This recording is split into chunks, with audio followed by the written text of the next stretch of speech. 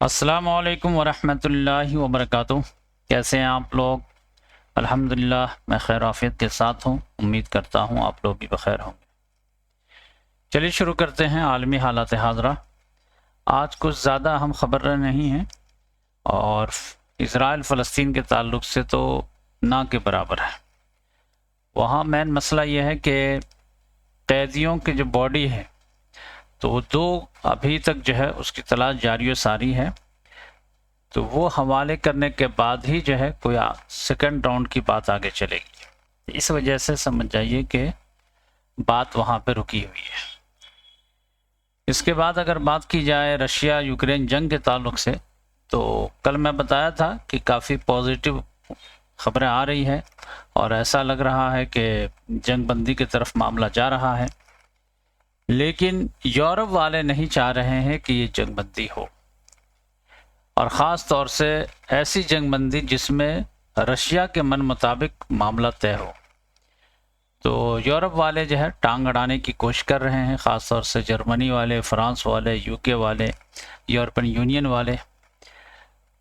तो उन लोगों को एक मौका हाथ आ गया डोनाल्ड ट्रंप को ब्लेम करने के लिए, और वो मैं आप लोगों को कल बताया था कि एक फ़ोन कॉल लीक हो गया है स्टीव विटकॉफ का, जो उसने सिखाया था रशिया का जो एडवाइज़र है पुतिन का, उसको कि भाई तुमको बात किस तरह करनी है डोनाल्ड ट्रंप से।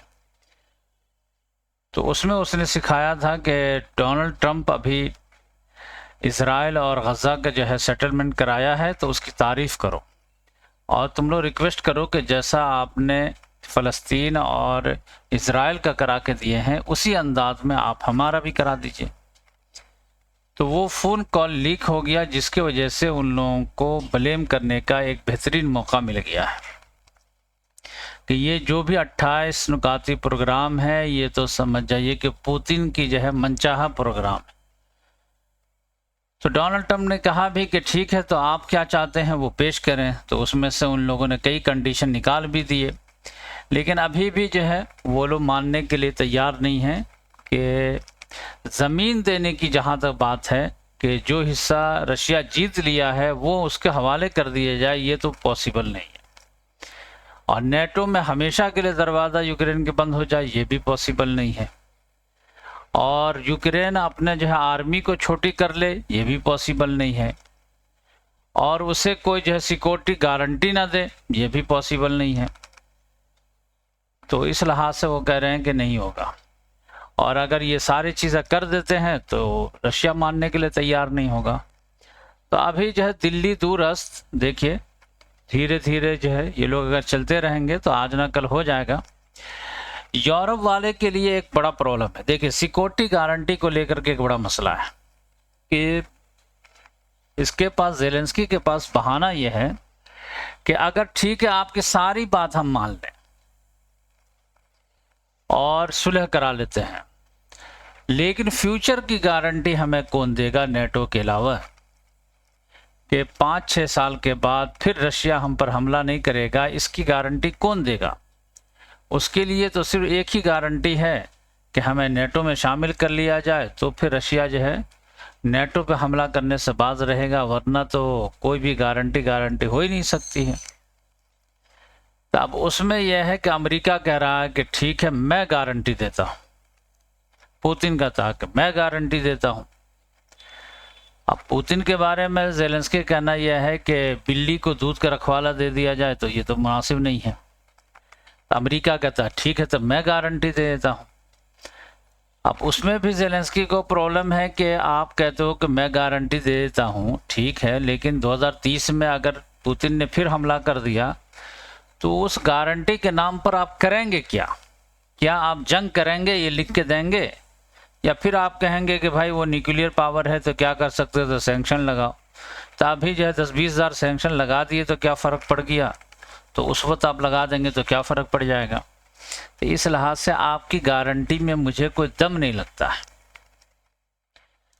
तो अमेरिका कहता है कि अच्छा ठीक है कि मेरी गारंटी में उतना दम नहीं है, तो नेटो के अलावा और ममालिक की भी गारंटी ले लो, यानी हम लोग मिलजुल कर के गारंटी देते हैं। अमेरिका है, यूके है, फ्रांस है, जर्मनी है, जापान है, कनाडा है, ये सब मिल के गारंटी दे देते हैं। लेकिन उसके पास एक्सक्यूज़ ये है कि नहीं, ये सब भी गारंटी जो है रात गई बात गई वाली बात हो जाएगी। और दूध का जला माठा फूक फूक के पीता है। तो एक मर्तबा आप लोग इसी गारंटी के नाम पर हमें डस चुके हैं, तो लिहाजा आप सब की भी गारंटी जो है हमें मंजूर नहीं है और प्रैक्टिकल नहीं लग रहा। यानी आपको मैं समझाने के लिए बोलूं कि ज़ेलेंस्की को अगर कहा जाए कि 32 ममालिक पे मुश्तमिल जो नेटो की फ़ोर्स है उसकी गारंटी चाहिए, या आपको 32 दूने 64 ममालिक की गारंटी हम आपको देते हैं नेटो के अलावा, तो उसकी चाहिए, तो ज़ेलेंस्की कहेगा कि हमें 64 की नहीं चाहिए, नेटो की चाहिए। 64 ममालिक कुछ नहीं करेंगे। हाँ, ये नेटो की जो 32 ममालिक की गारंटी है कि अगर नेटो में हमें शामिल कर लिया जाए और आर्टिकल 5 हम पे लागू हो जाए तो ये असल गारंटी है, बकिया कोई गारंटी नहीं है। अब आप कहेंगे अरे ये तो बहुत ज़्यादा बड़ी बात हो गई, ये सब मिल के गारंटी दे रहे हैं कि अगर नेक्स्ट टाइम में अगर रशिया ने हमला किया तो हम लोगों की जिम्मेदारी है तुमको बचाने की और तुम्हारे खातिर हम जंग छेड़ देंगे। तो यूक्रेन वाले कह रहे हैं कि नहीं, एक मर्तबा ऐसा हो चुका है और आप लोग धोखा दे चुके हो। अब ये कब धोखा दिया गया था, तो आपको मैं इशारा दे दूं कि आपको मालूम है कि जब यूएसएसआर टूटा था, कोलैप्स हो गया था, तो यूएसएसआर के पास सबसे ज़्यादा एटम बम था, न्यूक्लियर बम। तो सबसे ज़्यादा न्यूक्लियर बम जो रखा हुआ था वो यूक्रेन ही में रखा हुआ था और यूक्रेन ही के हिस्से में आया था। लेकिन फिर ये यूरोप वाले, अमेरिका वाले, इन लोगों यूक्रेन वाले को पट्टी पढ़ाए कि तुम छोटा मुल्क हो, न्यूक्लियर बम रख के क्या करोगे खामखा, तो ये जो है रशिया को हवाले कर दो। तो यूक्रेन ने कहा फिर हमारा क्या होगा, तो इन लोगों ने कहा कि हम लोग जिम्मेदारी लेते हैं तुम्हारी सेफ्टी की।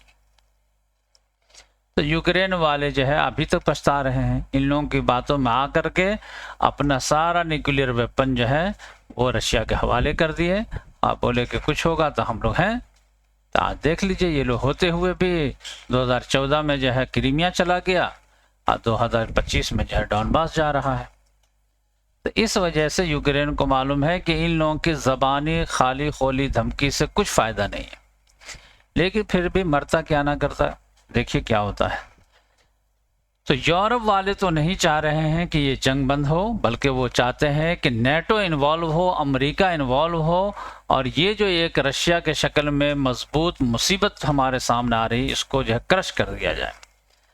लेकिन अमेरिका को भी लग रहा है कि रशिया से जो है लड़ने में फ़ायदा नहीं है, बल्कि दोस्ती करने में फ़ायदा है।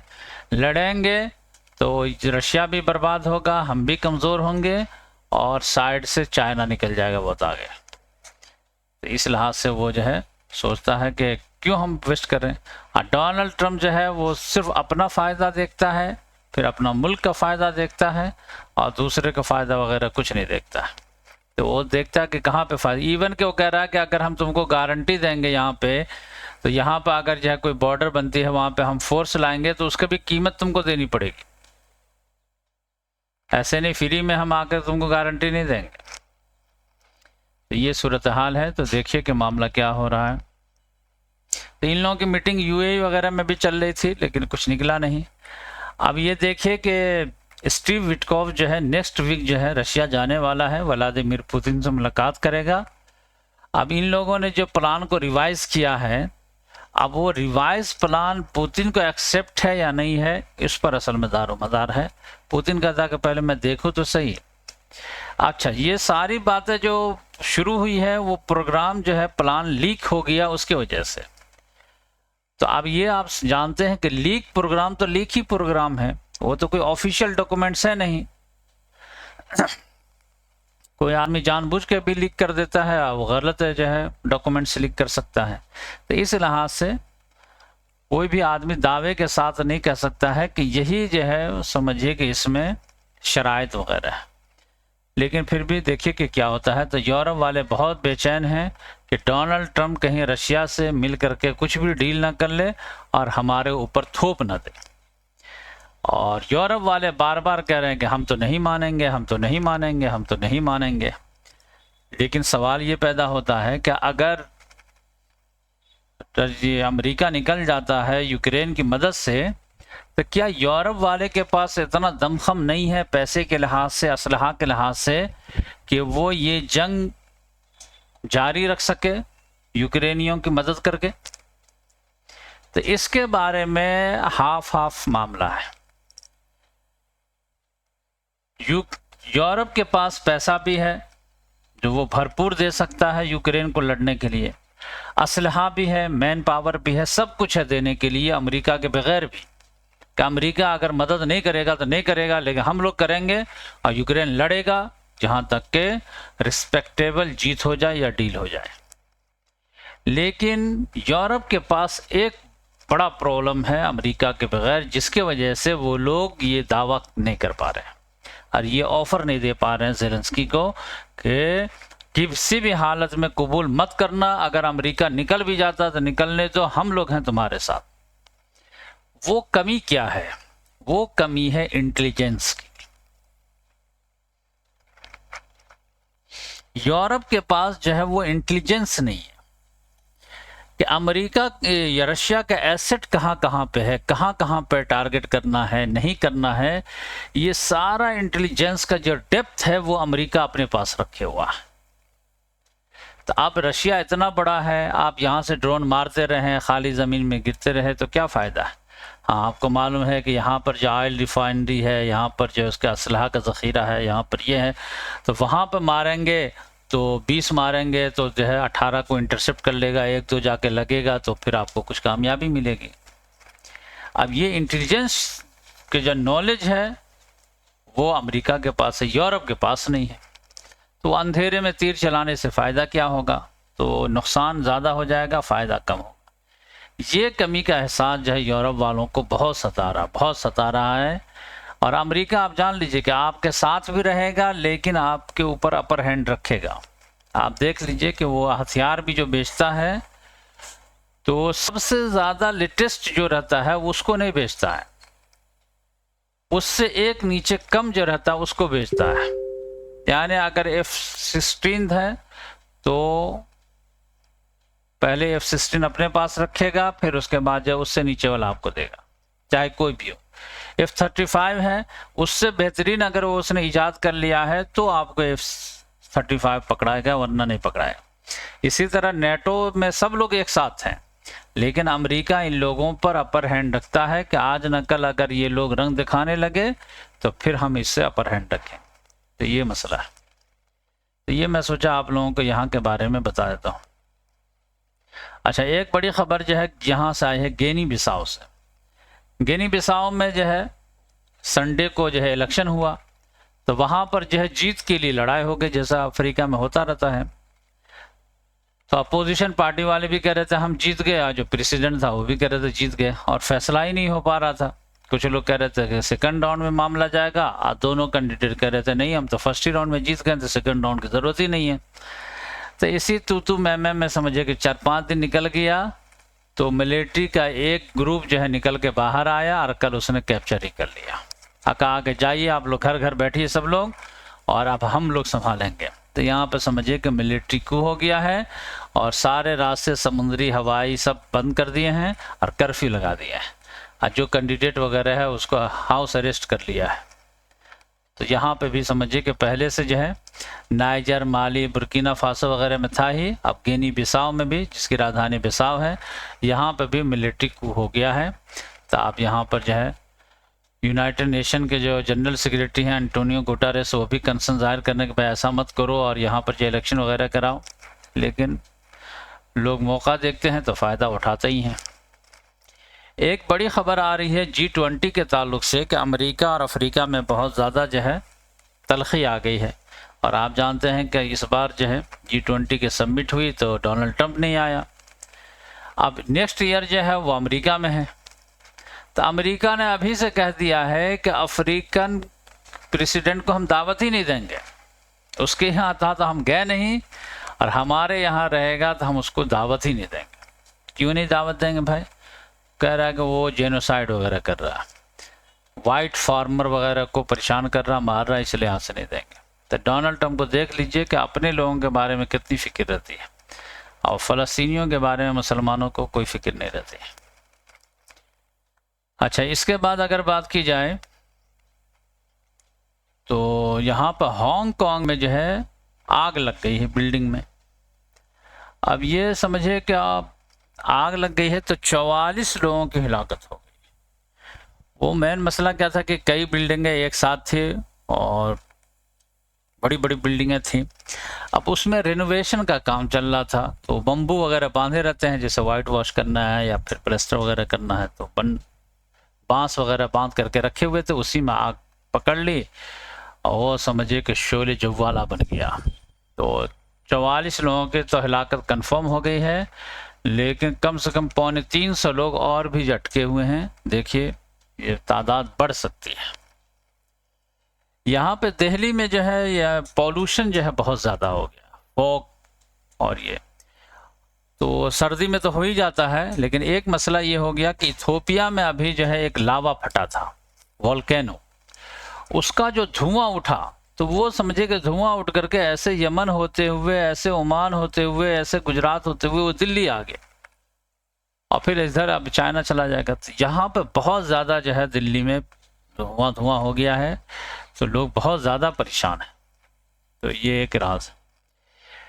पाकिस्तान में कल जो है ये उड़ गया कि इमरान खान को मार दिया गया, इमरान खान को मार दिया गया। पूरे अफगान मीडिया में, इंडिया मीडिया में ये चल रहा था। मेरे पास भी कई लोग मैसेज किए कि क्या वाकई में ये ख़बर सही है। मैं कहा देखो भाई, कहाँ का मीडिया ये ख़बर दे रही है, इसके बारे में देखो। तो पाकिस्तान का मीडिया तो इस बारे में खामोश था। तो मैं कहा कि मेरे हिसाब से ये गलत ख़बर लग रही है, लेकिन अभी तक जो है उसका कन्फर्मेशन नहीं आया है। हाँ, जेल की तरफ से जो कन्फर्मेशन आ गया कि नहीं वो सही सालिम है, लेकिन वो कितना सही बोलते हैं कितना झूठ बोलते हैं वो सबको मालूम है। तो लिहाजा ये है, शक लोगों को इस वजह से है कि 20-22 रोज से जो है वो वहाँ की जो हुकूमत है इमरान खान की बहनों को मिलने नहीं दिया जा रहा। तो वो एक मरतबा मुलाकात करके आ जाए तो फिर जो है यकीन हो जाए, लेकिन वो मिलने नहीं दे रहे हैं। अब मिलने क्यों नहीं दे रहे हैं? क्योंकि नवंबर के महीने में उनको डर है कि 27वीं तरमीम हुआ है, ये लोग कहीं जो है प्रोटेस्ट वगैरह ना करें। वो अगर हुक्म दे दे तो सब लोग प्रोटेस्ट करने लगेंगे। तो उन लोगों ने सोचा कि इसको दूरी ही बना कर रखते हैं, लेकिन उसकी वजह से ये ख़बर फैलाने का मौका मिल गया। तो मेरे हिसाब से हो सकता है कि ये जानबूझ के किया गया हो कि ये ख़बर उड़े, कोई मसला नहीं है। और वहाँ की हुकूमत जो है वाटर टेस्टिंग कर रही हो कि अगर इमरान खान को मार देते हैं तो क्या रिएक्शन आएगा। तो एक झूठी अफवाह फैला के देखो क्या रिएक्शन आता है, उससे अंदाज़ा लग जाएगा। अगर हार से रिएक्शन आएगा तो थोड़ा सा जो है सब्र से काम लेंगे, और अगर जो नॉर्मल आएगा तो फिर ट्राई करेंगे। तो मेरे हिसाब से ये जो है अभी वो मारे नहीं होंगे, लेकिन वाटर टेस्टिंग के लिए हाथ से जो है ये अफवाह फैलाए होंगे। लेकिन इधर अफ़गानिस्तान पाकिस्तान में जो है जंग के बादल मंडला रहे हैं। अभी मैं बताया कि जो है पेशावर में हमला हो गया था, तो इन लोगों ने भी हवाई हमला जो अफ़गानिस्तान पे कर दिया। उसके बदले में जो अफ़गानिस्तान की तरफ से फिर ड्रोन हमला हुआ है, और यहाँ पे पाकिस्तान में एक जो गैस पाइपलाइन को उड़ा दिया गया है। तो अब अफ़गानिस्तान वाले कह रहे हैं कि यहाँ पे जो हम ड्रोन हमला किए हैं, यहाँ पर आईसिस का ठिकाना था, उसको हम मारे। तो बिल्कुल जो है जो जिस लैंग्वेज में बोलता है उसी लैंग्वेज में जवाब दिया जा रहा। पाकिस्तान ने हवाई हमला किया, उसने इनकार कर दिया कि हवाई हमला मेरे तरफ से हुआ ही नहीं है, ये उनका आपस का मामला है। जैसे अफ़गानिस्तान वाले कह देते हैं पाकिस्तान के बारे में कि यहाँ पे कुछ होता तो कहते हैं कि हमको मालूम ही नहीं है, ये उनका आपस का मामला है। तो इसी तरह वही तरीका अपनाया पाकिस्तान ने कि हवाई हमला कर दिया और अनजान बन गया कि हमें मालूम ही नहीं कि क्या हुआ है, ये इनका आपसी मामला है। लेकिन इससे पहले जो पाकिस्तान जब मारता था अफ़गानिस्तान पे तो कहता था कि हम अफ़गानी बाशिंदे को नहीं मारे हैं बल्कि आईसिस वाले को मारे हैं। तो अफ़गानिस्तान वाले भी वही किए हैं, यहाँ पे वो ड्रोन हमला कर दिए हैं, अब बोलेंगे नहीं हम पाकिस्तानियों को नहीं मारे हैं बल्कि आईसिस वाले को मारे हैं। तो ये अजीब व गरीब खेल चल रहा है, देखिए क्या होता है। इसके बाद अगर बात की जाए तो बड़ी बड़ी खबरें तो मैं जो है कवर कर दिया हूँ। हाँ, डोनाल्ड ट्रंप ने जापान की जो प्राइम मिनिस्टर जो है सना तकाइची जो बनी है उसको सजेस्ट किया है कि आप जो है चाइना से जो है एक लिहाज से माफ़ी मांग लो। और किस बात के लिए कि ताइवान के बारे में जो आपने स्टेटमेंट दिया था कि अगर चाइना हमला करता है ताइवान पे तो हम इंटरवेंशन करेंगे उस हमले पे और मिलिट्री इंटरवेंशन करेंगे, जिसकी वजह से चाइना जो है बिल्कुल आग बगोला हो गया। तो फ़ोन कॉल बात हुई शी जिनपिंग और जो है ट्रंप में, तो उसके बाद जो है मन के मुताबिक के सारी बातें जो है शी जिनपिंग ने मान लिया ट्रंप की तजारत के ताल्लुक से। तो उसने रिक्वेस्ट किया है जापान को कि आप ताइवान के बारे में ज़्यादा जो है दिलचस्पी मत दिखाओ और ज़्यादा जो है बड़ी बड़ी बातें मत करो, बयानबाजी मत करो। अब ताइवान को लग रहा है कि जिस तरह से अमेरिका ने यूक्रेन को ठगा है कहीं मुझे भी ना ठग ले, तो उसकी हालत ख़राब है और हाथ पांव फूलने लगे हैं। लिहाजा वहाँ का प्रेसिडेंट्स ने ऐलान किया है कि $40 बिलियन हम मज़ीद एक्स्ट्रा खर्च करेंगे अपने डिफेंस पे। 40 बिलियन, $40 बिलियन। अब ये हो सकता है कि ये डोनाल्ड ट्रंप को लालच दिया हो कि टेंशन मत लीजिए, हम मज़ीद खर्च करेंगे अपने डिफेंस पे $40 बिलियन। तो $40 बिलियन जो है गंगा में जाके तो बहाएंगे नहीं, करेंगे क्या? इसका हथियार खरीदेंगे। हथियार खरीदेंगे तो किससे खरीदेंगे? आपसे खरीदेंगे। तो आप क्यों नाराज़ होते हैं और आप क्यों साइड लाइन होते हैं? आइए हमारी मदद कीजिए और हमसे पैसा कमाइए। तो देखिए ये ऑफ़र से जो है डोनाल्ड ट्रंप खुश होता है या नहीं होता है, देखने की बात होगी। अब इसके बाद एक बड़ा मसला जो कल का जो है इंडिया में, ये तो SIR वगैरह का है ही, और एक चाइना से मामला हो गया है। चाइना ने क्लेम कर दिया है कि अरुणाचल हमारा है। ये अजीब मसला है।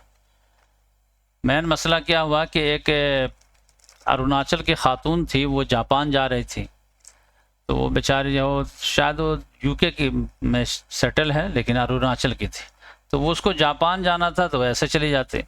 अब कभी कभी डायरेक्ट फ़्लाइट नहीं रहती है तो आदमी जो है स्टॉप करके जाता है, तो वो शंघाई में शायद उतर गई और फिर यहाँ से एक दूसरा फ़्लाइट लेके जाना था। तो उसको जो है चाइनीज़ गवर्नमेंट वाले ने पकड़ लिए कि आप कहाँ जा रहे हो? जापान। कहाँ की हो? तो इंडिया की। इंडिया में कहाँ से? अरुणाचल से। उसको कहा अरुणाचल तो चाइना का पार्ट है, आपके पास चाइना का पासपोर्ट नहीं है। वो कह रहे वो तो इंडिया का है, इंडिया का पासपोर्ट है हमारे पास। तो उसको कुछ देर के लिए जो है परेशान किए, तो उस पर बहुत ज़्यादा वावेला मचा हुआ है। लेकिन जब गवर्नमेंट लेवल पे बात आई तो चाइना के जो स्पोक पर्सन है उसने कह दिया कि हाँ हम तो कभी नहीं मानते कि अरुणाचल प्रदेश जो है वो इंडिया का है, वो तो चाइना का है। तो इस वजह से जो है काफ़ी है। तो अब इंडिया का प्रॉब्लम यह है कि अगर यह पाकिस्तान से कोई मामला हो तो सब लोग बयानबाजी करना शुरू कर देते हैं क्योंकि कमज़ोर है, लेकिन चाइना से मामला हो तो सब लोग बचने की कोशिश करते हैं। लाल आँख वाले भी जो है वो पीला हो जाते हैं। तो कोई भी जो है बड़ी ताकत से लड़ना नहीं चाहता है। पाकिस्तान अफ़गानिस्तान से लड़ना चाहता है, हिंदुस्तान पाकिस्तान से लड़ना चाहता है, चाइना इंडिया से लड़ना चाहता है। तो ऐसे ही मामला है। इंडिया में जो सबसे बड़ी बात थी वो कि कल टेस्ट मैच हार गए। टेस्ट मैच हारे तो पूरी सीरीज ही हार गए और बुरी तरह शर्मनाक शिकस्त, और सारा ब्लेम जो आया वो गौतम गंभीर पे।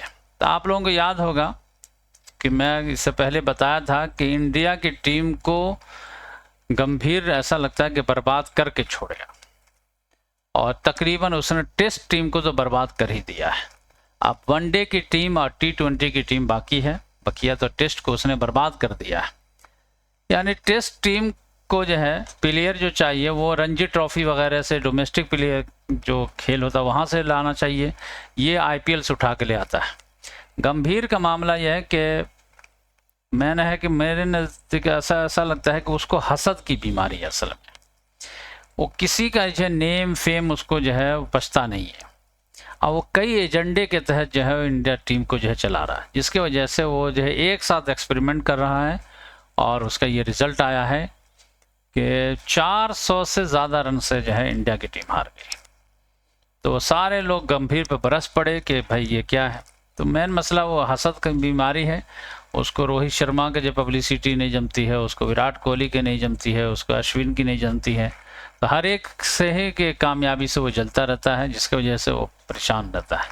यानी वो अपने सुख से कम, दुख से कम परेशान रहता है, दूसरे के सुख से ज़्यादा परेशान रहता है, जिसकी वजह से सबको निकालना। भाई किसी को निकालना भी है तो इज्जत के साथ निकालो। इंडिया की पब्लिक ऐसी है कि वो दीवाना की तरह जो है वो अपने वो लीजेंड के से मोहब्बत करती है, लेकिन वो जो है वो सबको जो ऐसे ही निकाल देता है। तो गौतम गंभीर अगर रह गया 1-2 साल, तब तो ये जो वनडे टीम है और T20 इसको भी बर्बाद कर देगा।